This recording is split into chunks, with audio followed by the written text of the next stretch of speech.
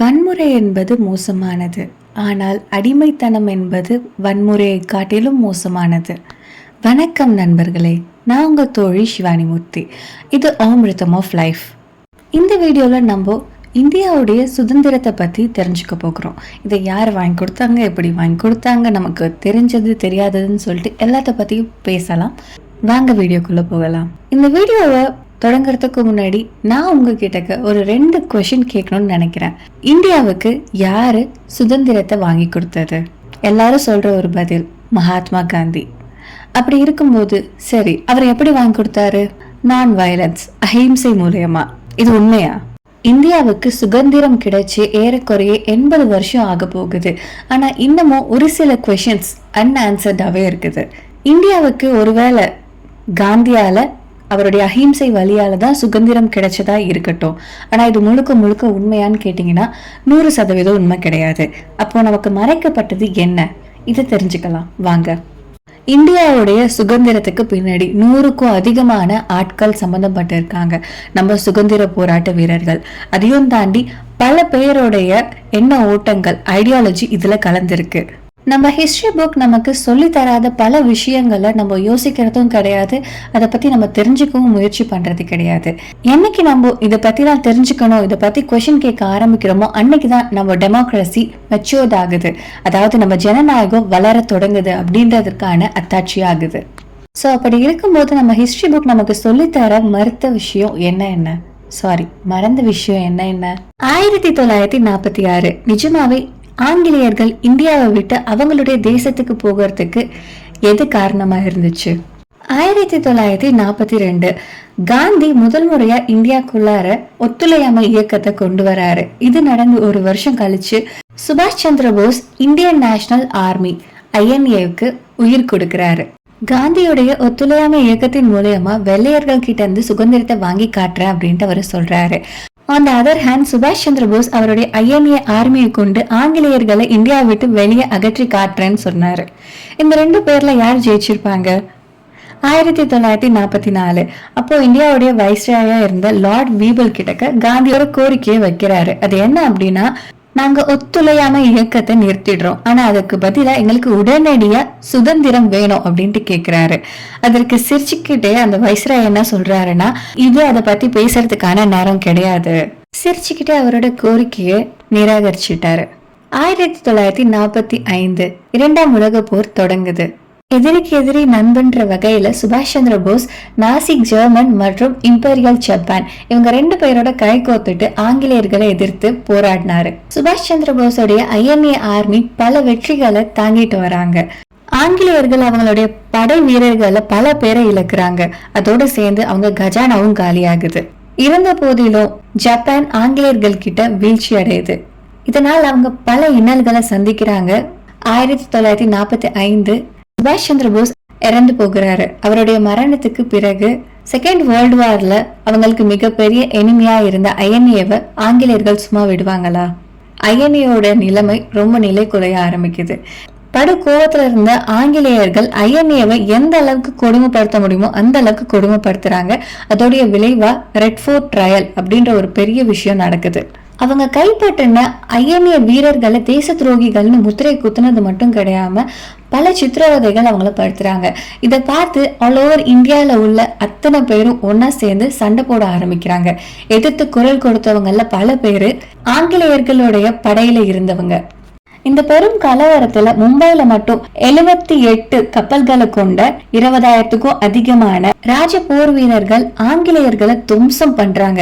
இதோட சேர்ந்து கராச்சி, பூனே, சென்னை போன்ற பல இடங்கள்ல ஆங்கிலேயர்களை போட்டு உலுக்கி எடுத்துட்டாங்க. ஆங்கிலேயர்களால ஒத்துழையாமை இயக்கத்தை வேணா சரி பண்ண முடியும், ஆனா அதை சரி பண்றதுக்கு அவங்களுக்கு ஆர்மி தானே வேணும். அப்படி அந்த ஆர்மியா அவங்களுக்கு பிரச்சனையா இருந்துச்சுன்னா என்ன பண்ணுவாங்க?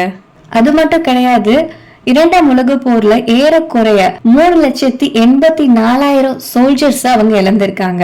அதோட சேர்த்து 21 பில்லியன் பவுண்ட்ஸும் கடன் ஆயிடுச்சு. இப்படி இருக்கும் போது அவங்களுக்கு வேற வழியே கிடையாது. காசும் இல்ல, ஆள்பலமும் இல்லாத காரணத்தால மூட்டை முடிச்சு கட்டிட்டு அவங்க இந்தியா விட்டு கிளம்புறாங்க. 1946 தொடர்ச்சியா ஜார்டன், மியான்மர், ஸ்ரீலங்கா, பாலஸ்தீன் போன்ற பல நாடுகளை விட்டு அவங்க வெளிக்கிளம்புறாங்க. இத பத்தி ஒரு காணொலியில பேட்டி கொடுத்திருந்த பிரிட்டிஷோடைய பிரதம மந்திரியான கிளமெண்ட் அட்லி என்ன சொல்லியிருக்காரு தெரியுமா? அவர் பல காரணங்கள் சொல்றாரு இந்தியாவுக்கு சுதந்திரம் கொடுத்ததுக்கு இது அதுன்ட்டு. ஆனா அதுல முக்கியமான காரணம் என்னன்னா, அவங்களுடைய ஆர்மி அவங்க மேல வச்சிருந்த பற்று குறைஞ்சதாலதான் அவங்க இந்தியா விட்டு வெளியே போனாங்க. இறுதியில இந்தியாவுடைய சுதந்திரம் என்பது ஆங்கிலேயர்களுடைய மனசு மாறினதாலேயோ இல்ல அஹிம்சை வழினாலேயோ கிடையாது. அவங்க கிட்ட ஆள்பலம் கிடையாது. ஆள்பலம் இல்லாம எப்படி 300 மில்லியன் மக்களை அவங்களால கட்டுப்படுத்த முடியும்? இரண்டாவது கொஸ்டின், ஏன் காந்தி சுபாஷ் சந்திர போஸ் அரசியலுக்கு வர்றதை எதிர்த்தாரு? இந்திய சுதந்திரத்துக்கு முன்னாடி காங்கிரஸ் கட்சியில நடந்த உள்கட்சி பிரசிடென்ட் எலெக்ஷன்ல சுபாஷ் சந்திர போஸ் வெற்றி பெற்றாரு. இருந்த போதிலும் காந்தி அவரை தடுத்து நிறுத்தினாரு. அதோட மட்டும் இல்லாம சுபாஷ் சந்திர போஸோட இந்த வெற்றிய பர்சனல் டிஃபீட்னு சொன்னாரு. சுபாஷ் சந்திர போஸோடைய தீவிர செயலின் காரணமா ஆங்கிலேயர்கள் அவரை கைது செய்யறாங்க. 1941 சுபாஷ் சந்திர போஸ் இந்தியால இருந்து ஆங்கிலேயர்கள் பிடியில இருந்து தப்பிச்சு வெளிநாட்டுக்கு பயணிக்க ஆரம்பிக்கிறாரு. இந்தியாவுடைய சுதந்திரத்திற்கான பயணம் தொடங்குது. சுபாஷ் சந்திர போஸுடைய இந்த பயணம் நாசி ஜெர்மனி மற்றும் இம்பீரியல் ஜப்பானை போய் அடையுது. அங்க இவரை ஒருங்கிணைப்பாளர்னு அழைச்சாங்க. இந்தியாவுடைய சுதந்திரத்துக்கு முன்னாடியே சுபாஷ் சந்திர போஸ் இந்தியாவுக்கு என்று அரசியல் வடிவமைச்சாரு. அதோட சேர்ந்து இந்தியாவுக்குன்னு ஒரு ராணுவ படையையும் உருவாக்குனாரு. இத நாசி ஜெர்மனி, இம்பீரியல் ஜப்பானோட சேர்த்து 9 நாடுகள் அங்கீகரிச்சாங்க. ஆனா காந்தியும் வெள்ளையர்களை தவிர ஏன் காங்கிரஸோடைய சிந்தனைகள் ஆங்கிலேயர்கள் பக்கமே இருந்துச்சு? காங்கிரஸ் சர்வாதிகாரியான ஹிட்லருடைய வீழ்ச்சியை எதிர்பார்த்தாங்க, ஆங்கிலேயர்களும் கூட.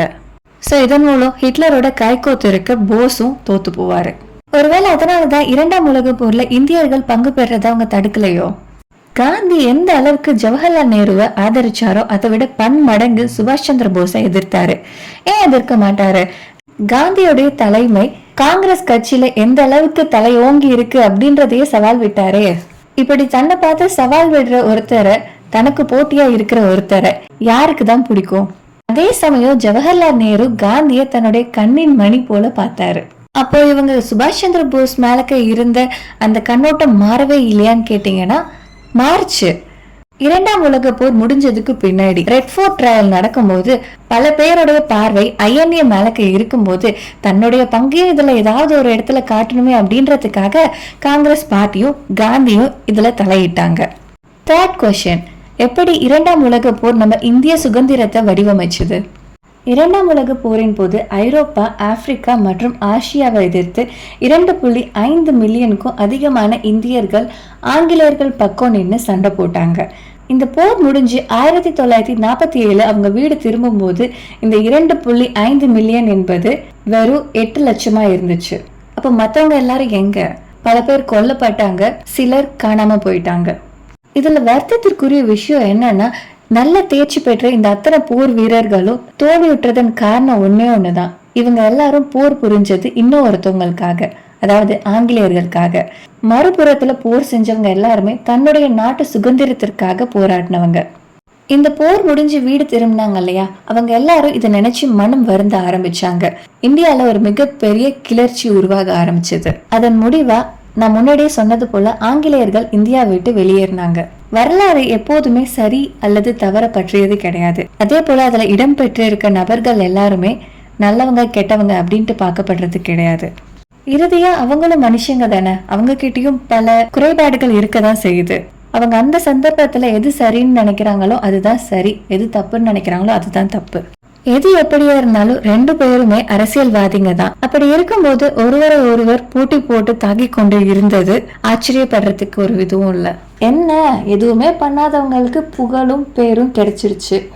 எனிஹவ், உங்களுக்கு தெரியுமா, முதல் முறையா காந்திய நம்ம இந்தியாவுடைய தேச தந்தைன்னு அழைச்சது சுபாஷ் சந்திர போஸ். அதே போல காந்தி சுபாஷ் சந்திர போஸ தேச பக்தர்களின் தேச பக்தர்னு அழைச்சாரு.